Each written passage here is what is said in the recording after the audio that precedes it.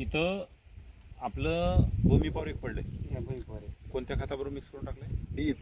DAP सोबत mix केलं. DAP, urea, potash आणि आणि भूमी पॉवर बेड मध्ये टाकलं ना? हा, लावल्यावर टाकलं का?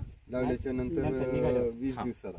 आणि हळदी लावताना प्रक्रिया एसटी केली का नाही? नाही एसटी नाही केली. हा, नाही आता का? एसटी नाही ड्रेसिंग तर भूमी पॉवर टाकले आणि आता सध्या तुमची फवारणी चालू आहे. चालू कशाची? नायट्रो ग्रो झिंक चालू. झिंक. नायट्रो ग्रो आणि झिंक हे आपल्या कंपनीचं ना? हा. हे झिंक मारू लागलं. हा हे झिंक हा. आणि नायट्रो आणि ग्रो. ग्रो.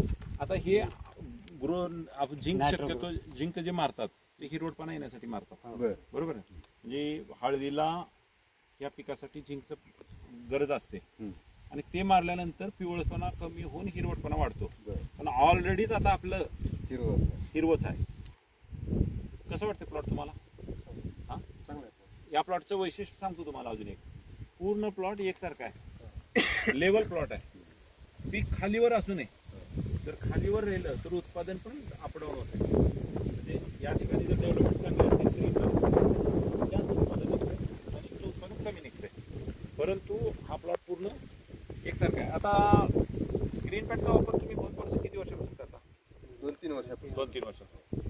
हे वापर करू लागल्यानंतर उत्पन्नामध्ये आणि क्वालिटीमध्ये काय फरक आहे? क्वालिटी चांगली वाटते. हा, रेटमध्ये तुम्हाला काय फरक पडलाय का? रेटमध्ये 200-300 रुपयांना टाईट चालते. हा, आपलं 200-300 रुपयाला जास्त घेतात. गेल्या मागच्या वर्षी मी हळद विकली, 3 व्यापाऱ्याची भांडण लागली, बाबा मला द्या मला द्या. 3 जणांना 100 पोत्यातले 3 जणांना 30 घेतले. तर इन्होंने हल्दी लेके गए थे ना, समझ में आया होगा आपको कि 3 जो व्यापारी रहते उन्होंने इनका माल डिवाइड करके लिया. मुझे भी होना. हाँ, जिन्होंने लिया उनका तीनों का झगड़ा लगा था क्योंकि माल जो है ना क्वालिटी आता है और उत्पादन भी बड़ा है ना. ये पिछले साल एकड़ को कितना निकला एकराला?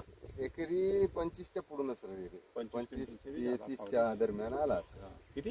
25 ते 30च्या दरम्यान.